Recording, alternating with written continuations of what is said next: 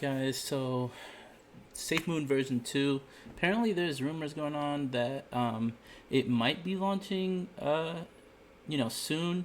I think that with what we have up here on Twitter, the Safemoon Hound is kind of talking about probably submitting it to Apple with this whole Apple symbol. Maybe everybody's talking about it being possibly, taking that approval time that Apple takes normally. I'm not necessarily saying that that's the case. I'm just saying that that's what it might be. That's what people are talking about, at least on Twitter. Interesting, though. Definitely interesting. I'm hoping it's today.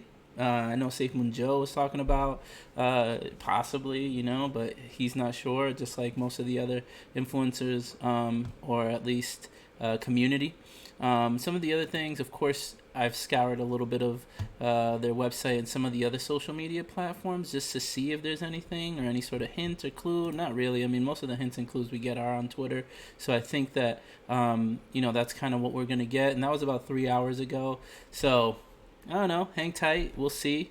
Hopefully it does launch. He did put the date on there. So I don't know if that's like a timestamp or like a, hey, 12/9, you know what I mean? So on Reddit, though, I did find they posted this and it said something's happening. So it looks like lots of transactions, very minimal BNB. Not sure if that necessarily means it's the SafeMoon V2 contract that's being tested out. But yeah, as you can see, a lot of people are kind of talking about that. I found it pretty interesting, so I just wanted to bring that up so you guys could see that it does seem like there's something behind the scenes that's happening. At least as some people are looking through, and if you look, a lot of it, with the burn wallet, liquidity, tax, and all these different things happening there. So I think that's interesting.